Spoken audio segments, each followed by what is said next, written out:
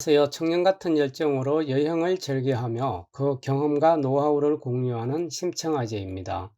지난 2023년 5월에 빅토리아 폭포와 이구아수 폭포와 함께 세계 3대 폭포 중 하나이자 세계 1위의 수량을 자랑하는 나이아가라 폭포를 다녀왔습니다. 자연이 빚은 위대한 걸작 중 하나인 나이아가라 폭포. 그 장엄한 크기와 경이로움으로 죽기 전에 꼭 봐야 할 명소로 수없이 추천됩니다. 나이아가라 폭포는 캐나다 동부 온타리오주와 미국 뉴욕주 국경에 걸쳐 있는 거대한 폭포입니다.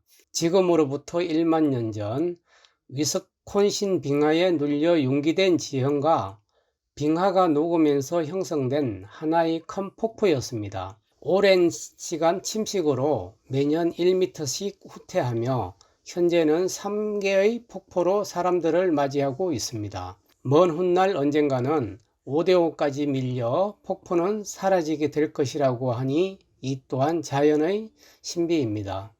위시리스트 단골 명소인 나이아가라 폭포에 대한 완벽한 정보와 황홀한 영상들을 정성껏 준비했습니다.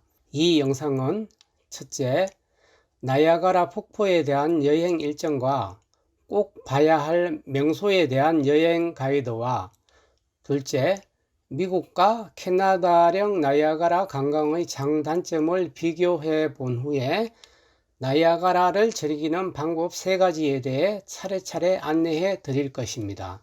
끝까지 시청해 주시고 영상 제작에 큰 힘이 되는 구독과 좋아요, 알림 설정도 꼭 부탁드립니다.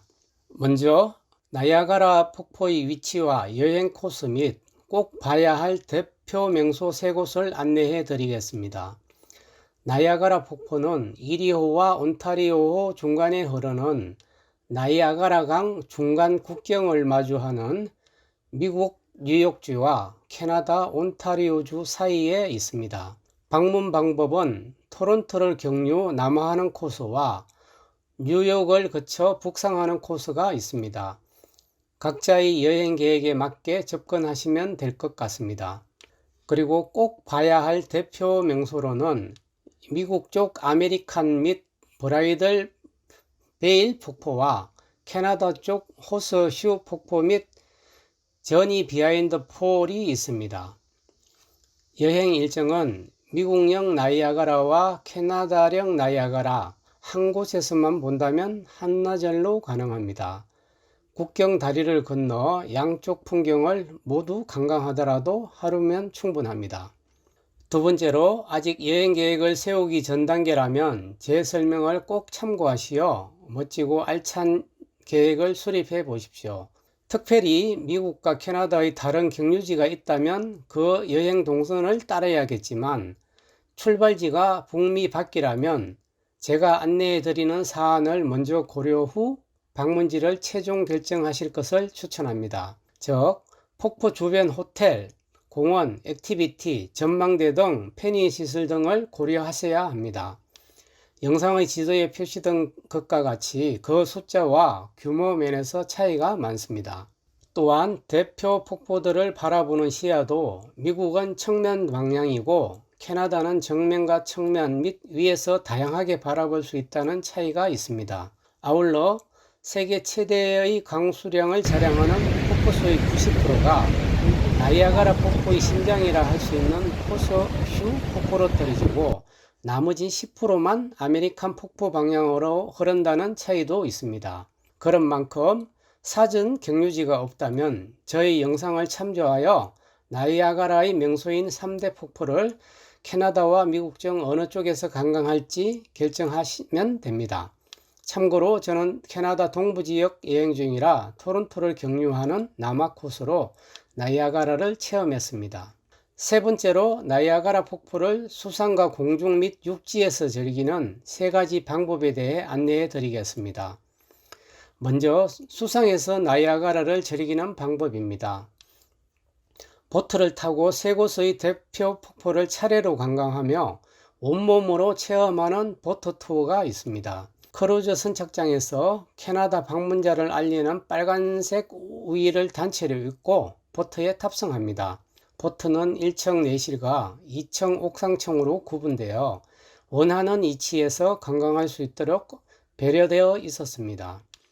선상에 도착하자 밖에서 보는 것과는 달리 폭포수가 일으키는 엄청난 바람과 천둥 같은 물소리에 온몸은 휘둘리며 위축됩니다. 잠시 후 백고동과 함께 출발하며 첫 번째로 마주한 아메리칸 폭포는 하얀 포말을 연기처럼 피워 상공의 구름과 일체가 된 후 하늘에서 강물이 떨어지는 착각이 들게끔 하는 마술도 부렸습니다. 떨어진 낙수들은 마치 깊은 계곡물처럼 검은 바위를 휘감아 흘러가며 새하얀 거품을 선사합니다. 새하얀 폭포수가 신부 맨사포처럼 보여 브라이덜 베일 폭포라 칭해진 작은 폭포도 나란히 보입니다. 잠시 후 보트는 거대한 호스슈 폭포 심장을 향해 겁없이 접근해 갑니다. 폭포 근처로 다가가자 엄청난 물보라가 시야를 가림과 동시에 잠깐 사이에 온몸을 미스트 샤워를 시켜줍니다. 정신을 차리고 본 전방엔 엄청난 경험과 함께 나타난 거대한 장벽 같은 물기둥이 검푸른 색상으로 꿈틀거리며 야수처럼 맹렬하게 쏟아져 내립니다.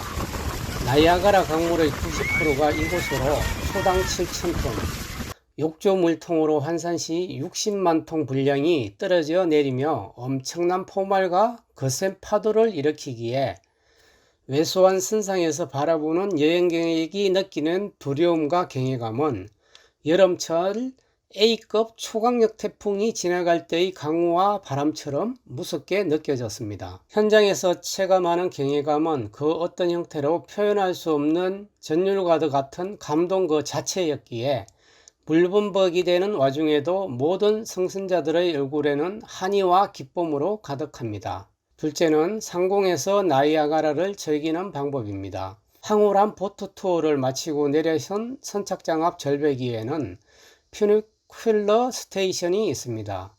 이곳에서는 한 마리 새처럼 나이아가라 강변 절벽을 타고 내려가면서 폭포를 상공에서 내려다볼 수 있는 짚라인도 즐길 수 있습니다. 공중에서 구경하는 또 다른 방법으로 헬리콥터 투어와 고공 전망대인 스카이론 타워 관광도 있습니다. 마지막으로 육지에서 여유롭게 걸으면서 즐기는 방법입니다. 강변에 잘 조성된 빅토리아 공원 옆 강변길인 폴스뷰 트레일을 걸으면서 즐기는 방법입니다. 크루저 선착장 위에 있는 나이아가라 시티 크루즈와 퓨니큘러 정거장이 있는 곳에서 국경다리와 미국령 폭포 전망대를 구경합니다. 그리고 오른쪽으로 이동해 나이아가라 리버뷰 포인트에서 정면으로 아메리칸 폭포와 브라이덜 베일 폭포와 강변 절벽을 따라 급하게 흐르는 나이아가라 강을 여유롭게 구경합니다. 이었고 오른쪽으로 이동하며 호스슈 폭포에 가까이 가면서 강 위에서 한 폭의 그림처럼 작고 나약해 보이는 관광 크루즈선이 힘겹게 호스슈 폭포로 다가가는 아슬아슬한 간격도 조바심을 가지며 구경해 봅니다. 강 이쪽 절벽 위의 인도에서도 엄청난 폭포 소리와 함께 물보라가 휘날리며 잔뜩 긴장한 얼굴을 강타합니다. 이었고 마주한 거대한 블랙홀 같은 높이 55m, 길이 800m에 이르는 호스슈 폭포의 머리 위에서 흰 물보라와 포말로 빛이 보이지 않는 절벽으로 엄청난 수량의 강물이 떨어지는 경이로운 광경도 목격할 수 있습니다. 말로 형언할 수 없는 감동이 밀려옵니다. 시야 가득 검푸른 강물들이 경음을 내며 밀려와서 한순간 끝없는 심연으로 떨어지는 광경을 보며 자연의 위대함에 생경한 두려움과 경외감이 들게 됩니다. 태어나서 처음 본 가장 장엄하고 경이로운 광경에 더 이상 할 말을 잊고 감탄사만 연신 쏟아냅니다. 이제까지 폭포를 앞에서 구경했다면 지금부터는 폭포수 뒤쪽 13층 정도의 높이 지점인 폭포의 심장부 같은 130년 된 동굴에서 떨어지는 폭포수를 뒤편에서 구경하는 폭포 뒤편 여행인 저니 비하인드 폴스도 있으니 꼭 둘러보시길 추천합니다.